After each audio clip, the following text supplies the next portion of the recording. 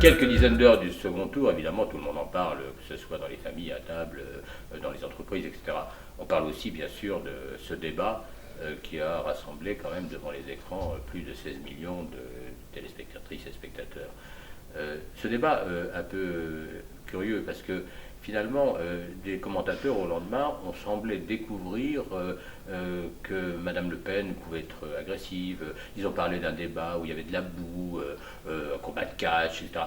Ben, oui, ils découvrent quoi? Le Front National, ils découvrent que Marine Le Pen est la fille de son père. On se souvient quand même de Jean-Marie Le Pen, irrectant, vitupérant, etc.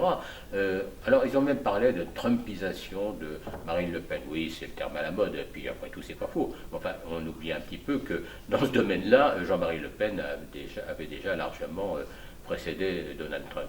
Donc, sur la forme, reconnaissons d'ailleurs que Emmanuel Macron, au fond, était plutôt calme et en répondant quand même assez intelligemment, oui, disons-le, sur la question des valeurs, etc., mettant en cause, je dirais, la politique du Front National à cet égard. Mais il y a une chose que Emmanuel Macron ne pouvait pas faire et qu'il n'a pas faite, bien évidemment, c'est démasquer profondément la démagogie sociale du Front National.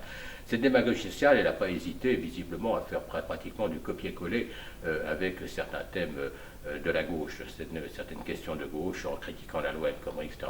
Remarquons au passage qu'au moment des grandes grèves, des grandes manifestations contre la loi El Khomri, elle s'était élevée contre ces manifestations. Remarquons qu'au lendemain du 1er mai, elle a parlé en instrumentalisant je dirais, cette dramatique et cette scandaleuse agression contre un policier, elle a parlé de chienlit en visant à l'évidence tous les manifestants.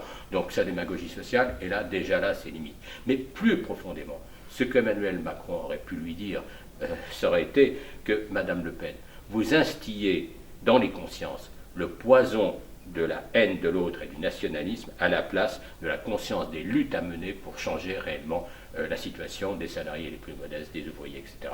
Mais pourquoi il ne pouvait pas le faire? Eh bien parce que lui, il se situe bien évidemment du côté du capitalisme et de la finance. Donc il ne pouvait pas dénoncer chez Marine Le Pen le fait que sa politique de haine laisse intacte la finance et le capitalisme.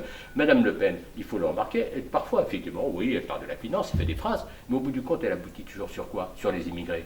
Donc, qui sont responsables? Les capitalistes ou les immigrés? Pour Madame Le Pen, on le sait, c'est clair. Et il s'agit, au fond, d'instiller ce poison dans les têtes et du coup, de désamorcer complètement les luttes amenées. Et c'est précisément parce que le Front National, fondamentalement, c'est cela, c'est-à-dire cette coquille vide de propositions qui, en réalité, ne contiennent que de la démagogie et de la xénophobie et de la haine de l'autre, eh bien, c'est justement pour cela qu'il faudra bien dimanche, prendre un bulletin Emmanuel Macron, disons-le clairement, pour battre Marine Le Pen. Mais au lendemain, nous le savons, il va falloir se rassembler déjà pour les législatives, pour laisser de côté les querelles partisanes, etc., pour se rassembler à gauche, pour véritablement créer et mettre en place une force d'opposition au Parlement en élisant de nombreux députés de gauche. Cette force, elle peut être constituée de communistes, de gens d'ensemble, de gens d'insoumis, mais cette force, elle doit exister au plan électoral. Ensuite, bien sûr, il va y avoir le temps des luttes sociales. Emmanuel Macron, on le sait, veut passer par ordonnance dès le mois de juillet. Eh bien, bien sûr qu'il va falloir s'y opposer. Alors, dans cette période, on a presque parfois envie de dire, avec Paul Valéry, avec cette belle phrase à la fois tragique, le vent se lève, il faut tenter de vivre, parce que les temps sont durs, les temps sont incertains. Mais on veut la renverser, cette phrase, si on peut se permettre. La renverser comment?